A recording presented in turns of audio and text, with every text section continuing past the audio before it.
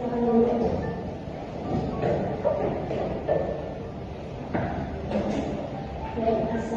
warahmatullahi wabarakatuh. Waalaikumsalam. Alhamdulillah, alhamdulillahirobbilalamin, wassalatu wassalamu ala asyrofil anbiya'i wal mursalin wa ala alihi washabihi ajmain.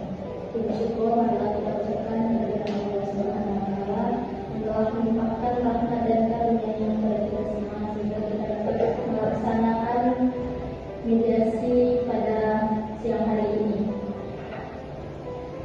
Baik, saya Nur Kasih, saya sebagai mediator yang akan memfasilitasi proses ini. Perlu saya tekankan bahwa mediasi ini adalah proses sukarela. Saya tidak memihak siapapun antara Bapak dan Ibu. Jadi tujuan kita di ruangan ini bukan untuk menentukan siapa dengan siapa yang salah, tapi mencari apakah masih ada ruangan untuk kesepakatan atau setidaknya penyelesaian yang damai. Baik Bapak dan Ibu, sebelum kita masuk ke substansi, mari kita sepakati beberapa aturan dasar mediasi.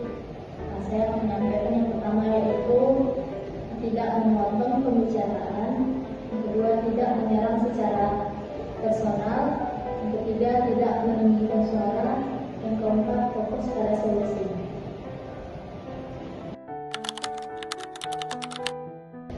Baik, dijawab dulu ya. Ibu Jadi ini Bu, rumah ini saya berdua. Cuma saya merasa sendiri, soalnya saat saya tanya suami saya ini dia kemana, dia marah Bu sama saya.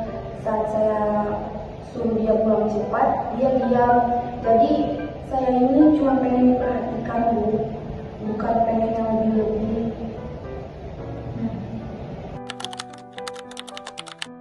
Baik, sekarang giliran Pak Arsyad. Assalamualaikum. Sebelumnya saya bukan berarti tidak peduli. Saya bekerja untuk masa depan kita, tapi setiap saya pulang, saya langsung disambut dengan pertanyaan yang seolah saya melakukan perbuatan-perbuatan tersebut.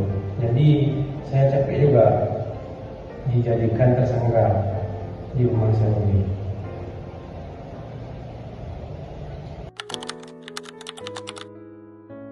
Di sini saya melihat dua hal penting, yaitu yang pertama Bu Amelia merasa kesepian, bukan ingin menikah, dan Pak Arsyad merasa ingin dihargai, bukan ingin dijauhi, menjauh. Jadi sebenarnya kalian itu sama-sama ingin dipahami. Ibu Amelia, apakah ada hal yang ingin disampaikan sebelum Bapak menanggapi? Tidak. Oke. Baik, di sini saya akan mencatat semua keluhan, kemudian menyusunnya menjadi poin yang lebih objektif.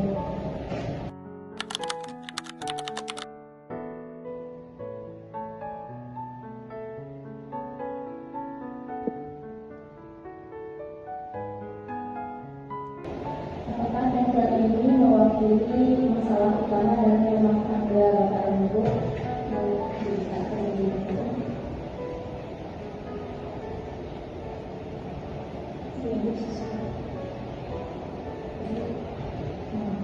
akan menuliskan agenda tentang penyusunan agenda terlebih dahulu.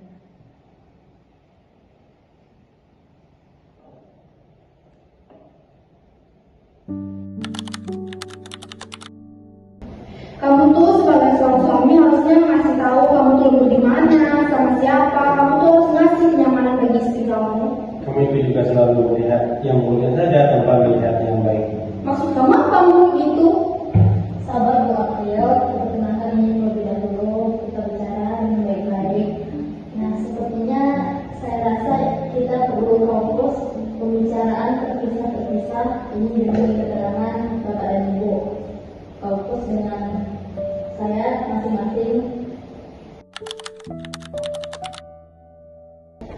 Baik Pak Arsyad, silakan menyampaikan keluh kesah terlebih dahulu. Jadi saya itu memang pelamar,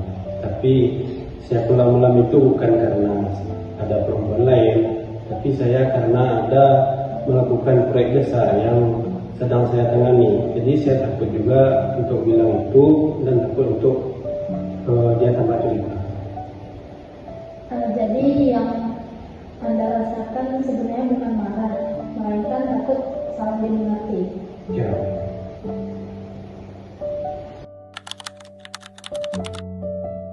Silakan Bu April untuk menyampaikan keluhan kesahnya.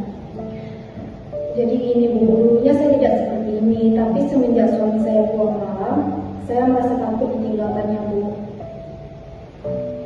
Berarti yang Ibu butuhkan adalah kehadirannya, bukan kembali.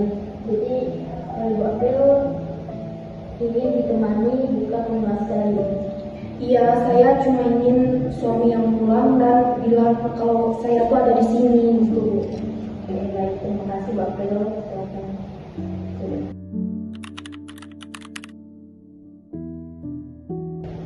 Baik Bapak dan Ibu, saya melihat semuanya di sini kalian itu sebenarnya sama-sama ingin tetap dihargai dan tetap mempunyai hubungan yang sehat. Mari kita cari titik temu. Baik, apa solusi yang memungkinkan kita tuliskan semuanya di sini.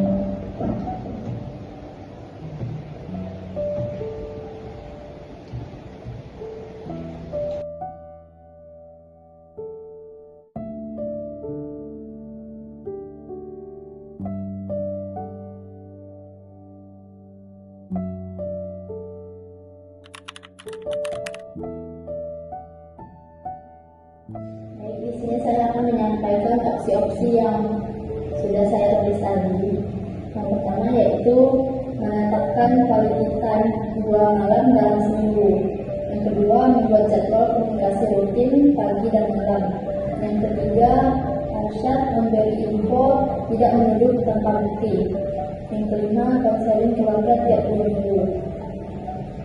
Yang keenam, rekreasi keluarga 1 bulan sekali. Yang ketujuh, membuat kesepakatan keuangan transparan. Yang kedelapan, pisah rumah sementara 2-4 minggu untuk menenangkan diri. Yang kesembilan, tinggal bersama orang tua salah satu pihak untuk sementara. Yang kesepuluh, bila tidak ada perubahan dalam 3 bulan, perceraian baik-baik.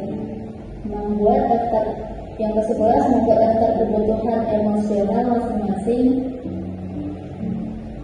12, menyusun ulang pembagian peran domestik. Yang ke-13, yang terakhir, membuat kode darurat jika salah satu merasa tertekan, misalnya via chat. Baik Bu, terima kasih.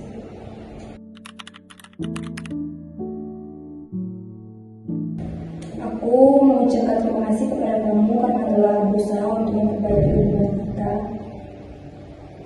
Saya juga berterima kasih karena telah memberikan saya kesempatan untuk memperbaiki hubungan kita.